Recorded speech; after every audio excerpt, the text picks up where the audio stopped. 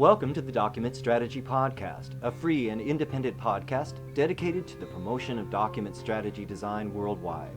I'm your host, Kevin Craine, and this is episode number 53 for July 2013.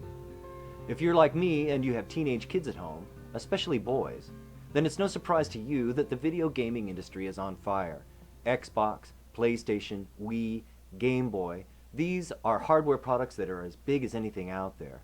Minecraft, Call of Duty, Mario Kart, you name it, software in the form of games is making millions every day. But gaming is not just for kids. 2002 to 2012 census data estimates that video gamers doubled in the U.S. population. Even grandmothers and gaming are on the rise. Indeed, consumers of all ages are spending increasing amounts of time playing games. At the same time, leisure time has been on the decline, along with the consumption of traditional media. Nielsen says that around 86% of U.S. adults now use a second screen while watching TV. Gone are the days of sitting passively by, staring at the tube. It's now a 24/7 instant feedback culture with co-watching, tweeting, and socializing taking place throughout the media cycle. What am I getting to with all of this? It's the concept of gamification. The use of game thinking and game mechanics in a non-game context in order to engage users and customers. While some might think that the concept of gamification in business is simply another amusing marketing tactic, the statistics indicate that there is indeed a revolution going on, and that's what we'll be discussing with my guest today, Gabe Zichermann, co-author of the book, The Gamification Revolution, How Leaders Leverage Game Mechanics to Crush the Competition. Gartner predicts that by 2015, 70% of the world's largest enterprises will be using gamification, and that U.S. companies alone will be spending $3 billion per year on gamification technologies and services before the end of the decade. That's impressive considering that many folks, like me, haven't really heard of the term until just recently. So stick around for more with Gabe Zichermann and this episode of the Document Strategy Podcast. This episode of the Document Strategy Podcast is sponsored in part by Pro Channel Manager from Crawford Technologies. Are you able to deliver important communications to your customers when, where, and how they want it? What about interfacing with digital mailbox services for significant savings and increased customer satisfaction? With Pro Channel Manager from Crawford Technologies, you can deliver critical customer communications to leading digital mailbox services. Manage all customer preferences for communication delivery from one database. Realize your portion of billions of dollars in printing and mailing savings with Pro Channel Manager. Best of all, you reach your best customers where, when, and how they want. Find out more about Pro Channel Manager at crawfordtech.com. That's www.crawfordtech.com. www.document-strategy.com. That's where you'll find everything you need to put together a document strategy that will result in real-world bottom-line benefits, including my 3-hour document strategy training seminar on DVD. This video training program covers the methods and concepts found in my book, Designing a Document Strategy, including an in-depth discussion of the 5-phase document strategy design model, as well as case studies that demonstrate how the approaches and methodology can be used in the real world. Folks, this is independent, user-focused education on document strategy design, the kind of information that you can take back to your place of business to build real-world strategies that will save you money, improve efficiency, and bolster end-user satisfaction. Don't have time or the funding to leave your office for industry conferences and technical seminars? No problem. Now you can benefit from this document strategy training without leaving your office. Visit www.document-strategy.com to order your copy today. There's nothing else like it available. 3 hours of document strategy design training on DVD. That's www.document-strategy.com, your real-world resource for document strategy design. You're listening to the Document Strategy Podcast. Gabe Zichermann, welcome to the Document Strategy Podcast. You say that the traditional idea that work and play cannot coexist is still widely accepted, but that's no longer true. How so? Well, What we found in researching, my new book, The Gamification Revolution, was that, companies that are adapting to the current climate of, greatly reduced consumer and employee attention, greatly increased distraction, and also the advent and rise in power of the millennial generation, are leveraging the best lessons from games, the best ideas from games, loyalty programs, and behavioral economics to transform their businesses and be ready for that transition and really take advantage of this tremendous opportunity. And in the midst of this kind of engagement crisis where everyone's checking their phone, 100 times a day, these companies are at the forefront of this gamification revolution, and they're using it to tremendous profit and success. Well, your book proposes the idea of gamification as a way to become more competitive in what is, whether we like it or not, a series of demographic and cultural shifts that are fundamentally changing the business landscape. But before we talk about gamification, what it is and how it can work, can you describe specifically some of the shifts underway that are setting the stage for what you call the gamification revolution? Sure. I alluded to them before, but the crazy one, some of the crazy stuff for me is, you look at this, I'm sure every one of your listeners has a sense of this, that, people are becoming more distracted than ever before. It's hard to get and keep people's attention for any length of time. And by any length of time, just put these statistics in context. 20% of the U.S. population checks their phone 100 times a day or more, just to put that into context. 80% of Americans are watching television or other filmed entertainment with the second or third screen in front of them at the same time. Set against this backdrop, how do companies, how do organizations, how does the government get and sustain attention from people when it's needed in order to be able to get them to do great work as employees, or to get them to, engage with products or services, buy products or services? And this is really the context that contemporary businesses and organizations find themselves against or need to adapt to. And that's the context for the gamification revolution. It is games and 3 generations of game players that have caused this kind of change in society. And gamification is the tool by which you level the playing field and bring those folks' attention back to the process, systems, products that they need to focus on.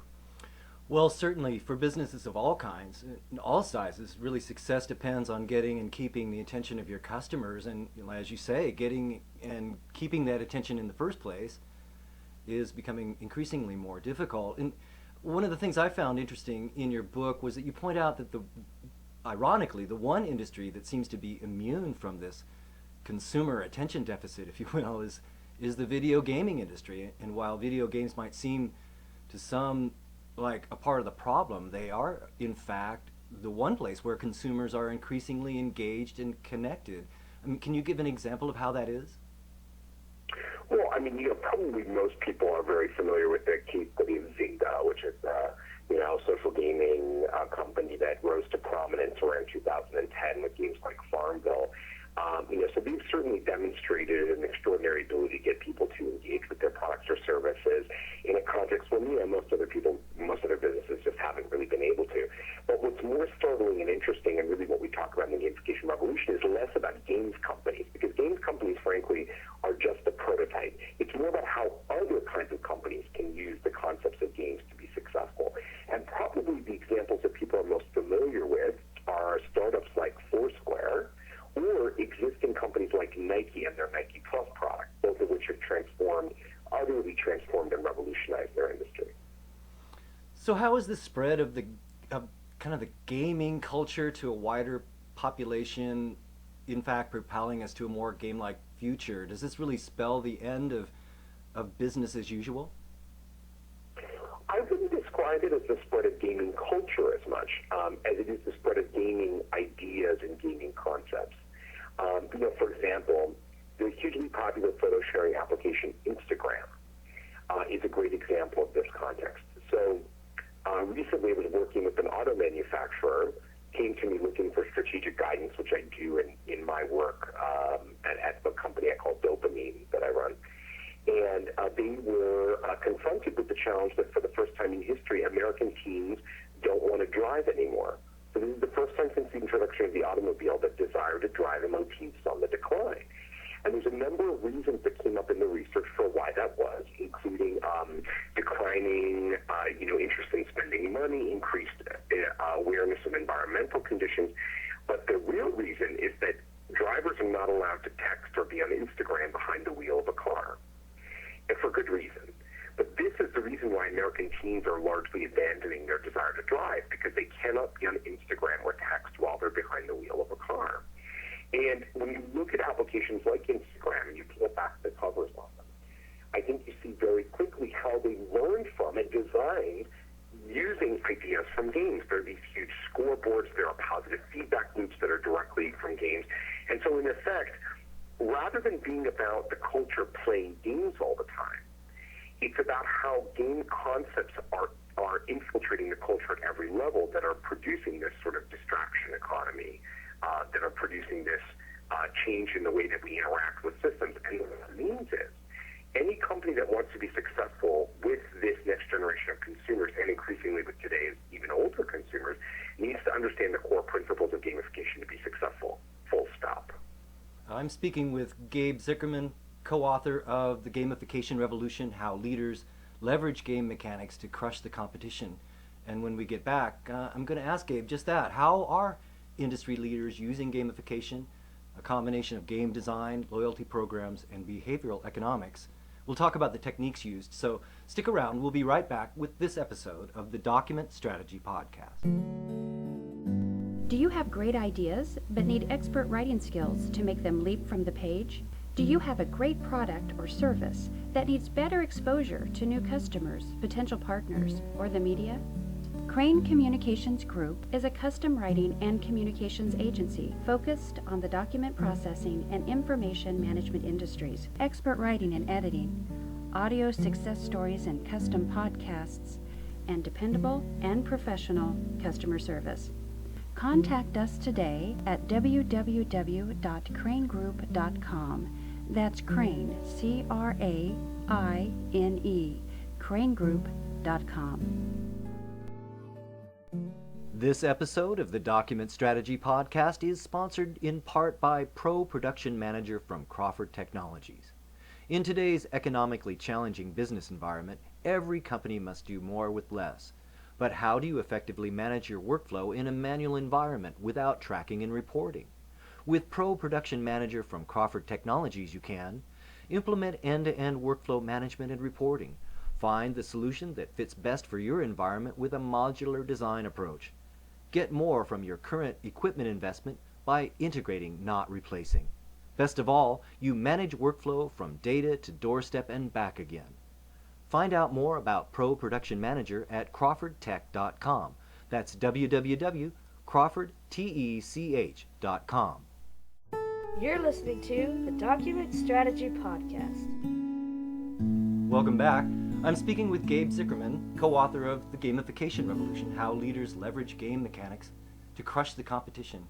Gabe, your book describes how many of the world's best brands like Nike, Salesforce, Spotify, even IBM and McDonald's, are increasingly turning to play and games as a way of boosting sales. And one early example you give in the book is the McDonald's Monopoly game. Most of us are familiar with that, but can you describe how the McDonald's Monopoly game works and how McDonald's may have, even unknowingly, helped to usher in the gamification revolution? I mean, I'm sure everybody has seen the Monopoly game at McDonald's in the past, but for the last 10 years, McDonald's has run the single largest promotional campaign in the food service industry in the form of a partnership with McDonald's, which is a Parker Brothers brand. And at the core, the core kind of premise of it is you get a little cards, which are more like the properties and stuff in Monopoly. You get those with every purchase that you make, more during some bonus periods and so on. And then you have to collect them, and then when you get certain combinations, you win certain prizes. And there's also some instant win elements of it. And it really is a prototype for a very good gamified design. So the idea is that there's an action that you want users to take, which is to come into the store and buy some products. And then with each one of those actions, they get something that activates both their surprise and delight, which is one powerful game mechanic, and collecting, which is another one. And Monopoly, the way the game is structured happens to really tap into both of those things. And, between those two things, the game is quite addictive. It's responsible for what McDonald's says about a 5% total increase in same-store sales during the period of the promotion. So just to put that into perspective, it's nearly $500 million in incremental revenue related directly to the game from McDonald's. And, in many ways, it's certainly, something that anecdotally many customers look forward to throughout the year. So while the Monopoly game at McDonald's isn't actually good at getting, McDonald's haters into the store, it's very good at creating powerful loyalty with people who are either neutral to positive on McDonald's to begin with, and leverages a lot of those game mechanics in a really positive way. It's part of this, ecosystem. The bottom line is people want great products, and great products are always the core element of any successful business, great products or services. But that's no longer enough to win. In addition to having a great product or service and the excellent design and customer support that goes with it, you now also need to do something that's fun and engaging to get your employees and your customers connected. And that, I think, is the core lesson of the Monopoly game. Another more recent example of using gamification you give in the book is Nike and the Nike Plus program. With Nike Plus, customers can track the number of steps or strides they take, track calories and routes, and download all of that information. As a result, the experience becomes much richer. Can you describe how the Nike Plus program works and how, in this case, gamification is helping Nike? Yeah, I think you gave a pretty good example, but it's a combination of hardware and software that you wear a little pedometer with you, and it tracks all of your movements, and then it uploads that information to the internet where you can see your progress and behavior, how you're doing over time, gives you lots of feedback. Nike Plus really changed Nike's whole market position. Back when the company was first experimenting with new mobile technology in 2004, they weren't the dominant apparel sportswear brand for hardcore runners anymore. So even though that's where Nike started, brands like New Balance and Asics had really taken over for hardcore runners. And today they've really reversed that. Today about 5 million people use Nike Plus on a regular basis to track their runs. And at the core of this transformation, this gamified shift for the business, what's really interesting about it is that the relationship between Nike and its customer has shifted. So instead of just being, hey, buy some, clothes and shoes from me, now Nike Plus' relationship with the consumer is a wish fulfillment device. It's a personal transformation and personal growth product. So Nike is a personal growth brand. And oh, by the way, they sell some shoes in the background. And this has really led to a profound shift in what it means to be a sportswear and apparel business. It's not enough just to sell shoes. Just selling shoes isn't enough to the gamified consumer. You have to have this other piece of it, which is what is the purpose of shoes? So Mad Men, the TV show, and that kind of contemporary concept of advertising, in that model, we would give lip service to this idea, right? We would put the concept of personal transformation in an ad, and that was enough. But now, in the era of gamification, it's not enough just to talk about that. You have to literally be the change agent for your customer. You have to help them get to where they need to go. And that's what gamification enables you to do. And that's what companies in the gamification revolution are pioneering. It's time for another quick break, but when we get back, I'm going to ask Gabe to describe some specific techniques that companies can use to use gamification as a corporate strategy, a combination of game design, loyalty programs, and behavioral economics. So stick around. We'll be right back with this episode of the Document Strategy Podcast. This is Kevin Craine. Do you need to design and implement a document strategy but don't know where to begin?